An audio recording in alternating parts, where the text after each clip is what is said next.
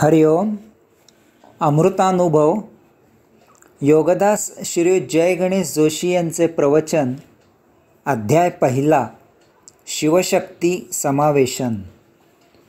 ओवी क्रमांक 50.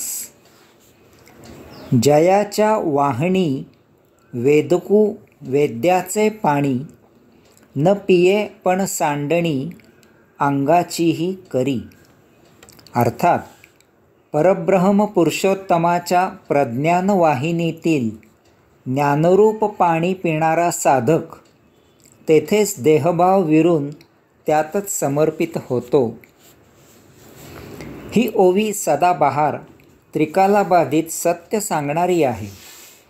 माऊलींच्या काळात जबरदस्तीने राज्य गिळंकृत करून धर्माच्या नावाखाली जुलूम करणारे मुसलमान आणि आताचे जगाला वेठीला धरणारे अंधाधुंद अत्याचार आणि संहार विध्वंस करणारे आतंकवादी, अशा दोन्हीही काळाला ही ओवी चपखल आहे.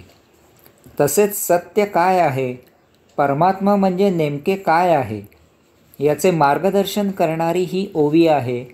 यामुळे सत्य धर्माचाही नेमका उलगडा होतो. माऊलींनी येथे रूपकाचा उपयोग केला आहे. परब्रह्म पुरुषोत्तम म्हणजे काय याची तहान लागल्यावर ती शमन करण्यासाठी जर आपण त्याचे ज्ञान देणाऱ्या वाहणीवर, नदीवर, झऱ्यावर गेलो तर तेथे त्यायोगे आपण आपले अस्तित्व विसरतो, आपण आपले देहभान विसरतो, आपण आपले स्वत्व विसरतो आणि आपण परब्रह्म पुरुषोत्तम स्वरूप होतो. आपल्याला त्याच्या ज्ञानाची लागलेली तहान, जिज्ञासा शमन झाल्याचे तेच एकमेव लक्षण आहे. माऊली सांगतात की जर आपण काही कारणाने साधना उपासना करून किंवा अन्य कोणत्याही कारणाने सुदैवाने परमात्म्याच्या सन्निध गेलो तर आपल्याला परमात्म्याचा शोध आणि बोध झाला, त्याचा साक्षात्कार झाला. याचे लक्षण म्हणजे आपण आपले स्वत्व विसरून जातो, आपण आपले राहत नाही. आपण या भौतिक जगताच्या दृष्टीने एक निराळेच व्यक्ती होतो. हा फरक आपल्या सन्निध असलेल्यांना प्रकर्षाने जाणवतो. आता आपले आचरण यमधर्माप्रमाणे न होता ते पूर्णपणे बदलून जाते. आपण योगधर्माप्रमाणे आचरण करू लागतो. आपण भौतिकाच्या पलीकडे आध्यात्मिक उपासक होतो. आता सर्व धार्मिक सोपस्कार, पूजा, अर्चा, विधी पूर्णपणे बंद होतात. ज्याला मिळवायचे आहे तो जर मिळाला तर त्यासाठी आता काही करायची गरज उरत नाही. तसेच आता हेही लक्षात येते की असल्या उपायांनी हा सापडत नाही. हे असले उपाय त्याची आवडी आणि गोडी निर्माण होण्यापुरतेच उपयुक्त आहेत. कारण आतापर्यंत आपल्याला त्याची जी ओळख होती ती भ्रांती होती. हा तर एक परमप्रखर ऊर्जा, परमदिव्य प्रखर प्रकाश, परमशीतल अस्तित्व, परमदिव्य चैतन्य आहे. याला ना कसली भाषा अवगत आहे, ना काही रूप आहे. हा प्रशांततेत, निश्चलतेत, मौनात साध्य होतो. याचे दर्शन होत नाही तर याच्यात आपण समर्पित होतो. आपल्याला त्याचे स्वरूप येते. आपल्याला याची जाणीव आपले आचरण आमूलाग्र बदलून होते.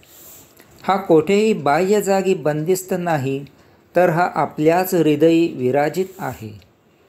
आतापर्यंत आपण जे जे तत्त्व जोपासले, जे तत्त्वज्ञान सांभाळले ते भौतिकामधून बाहेर होण्यासाठी होते. प्रत्यक्षात त्या तत्त्वांचा याच्याशी काहीही संबंध नाही. जो जप केला त्याचा याला स्पर्शही झालेला नाही. तो जप आपल्याला आपल्या मनाच्या बंधनामधून दूर होण्यासाठी केला गेला. ज्या पोथ्या वाचल्या त्या भौतिकाचे आकर्षण नष्ट होण्यासाठी होत्या. याच्याकडे येण्यासाठी त्या पोथ्यांमध्ये काहीही नव्हते. यज्ञ, याग, पूजा, अर्चा, विधी, सोपस्कार केले तो तर पूर्ण वेडेपणा होता.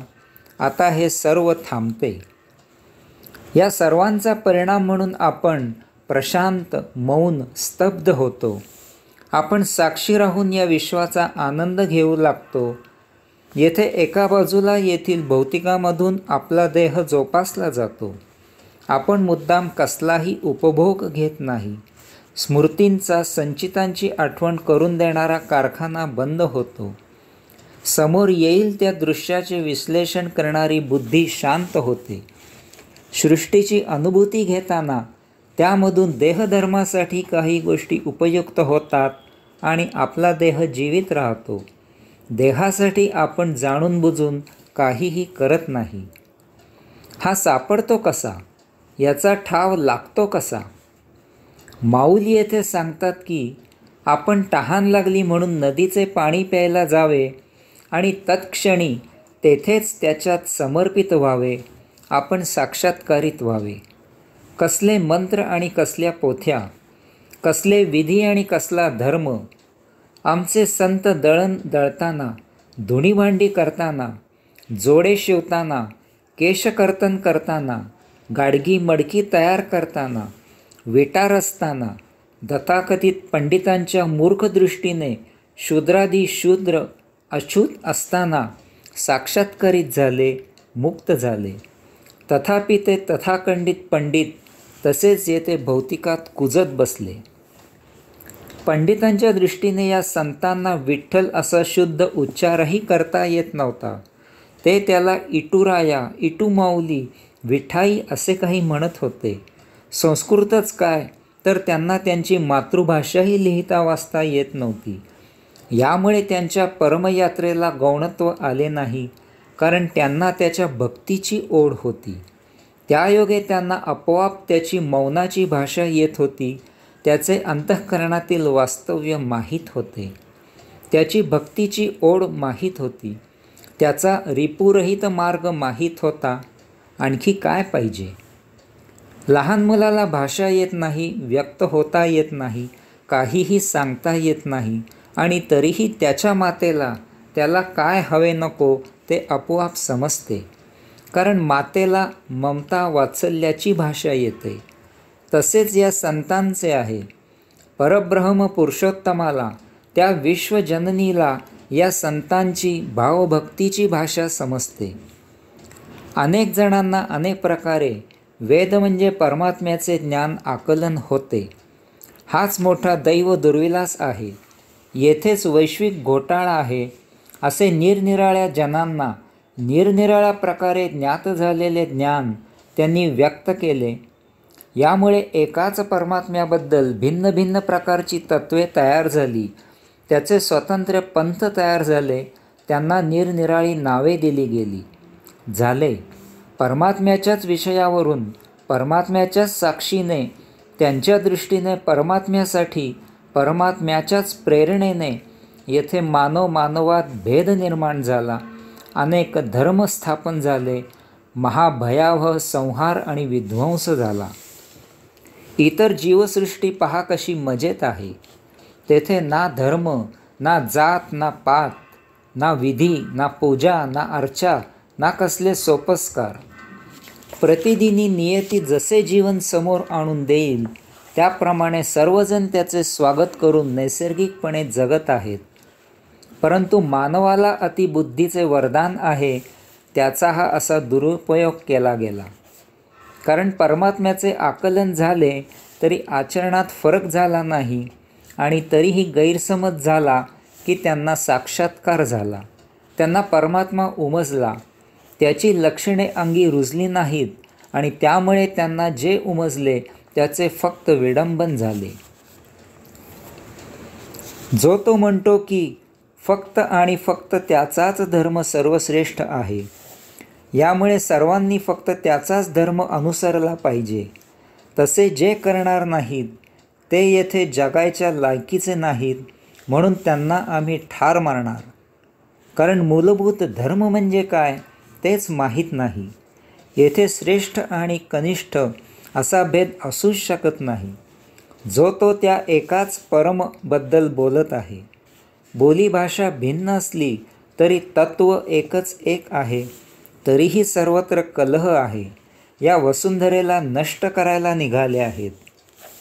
आम्ही हिंदुस्थानियांनी 1350 वर्षे मुसलमानांकडून आणि 150 वर्षे ब्रिटिशांकडून हा जुलूम सहन केला आहे. आता तर आतंकवादी सर्व जगाला वेठीला धरत आहेत. बाकीच्यांना हे केव्हा समजणार की आतंकवाद्यांना कसलाही विधिनिषेध नसतो, धर्म नसतो, भावभावना नसतात. बाकीचे नेभळटपणा सोडून भगवंत श्रीकृष्णाचे सुदर्शन चक्र केव्हा वापरणार. येथे माऊली जे सांगतात ते फार फार महत्त्वाचे आहे. ज्याला परमात्म्याचे ज्ञान झाले आणि त्यायोगे त्याच्या आचरणात बदल झाला तरच त्याला साक्षात्कार झाला असे समजावे. अशाने तो समर्पित होतो, त्याचा देहभाव क्षीण होतो, त्याचा भौतिकाशी संबंध फक्त देहधर्मापुरताच उरतो, तो रिपुरहित होतो, तो सृष्टीला साक्षी राहतो. असे जेथे नसेल तेथे भोंदूपणा आहे हे तत्काळ ओळखावे आणि अशांपासून दूर व्हावे. हल्ली गल्लोगल्ली स्वयंघोषित योगगुरू आणि आध्यात्मिक गुरु यांचे पेव फुटले आहे. योगाचा बाजार करून अध्यात्म हा पैसे मिळवण्याचा धंदा केला आहे. पैसा, प्रसिद्धी आणि प्रतिष्ठा हे जेथे दिसेल तेथे क्षणभरही थांबू नये. हरिओम.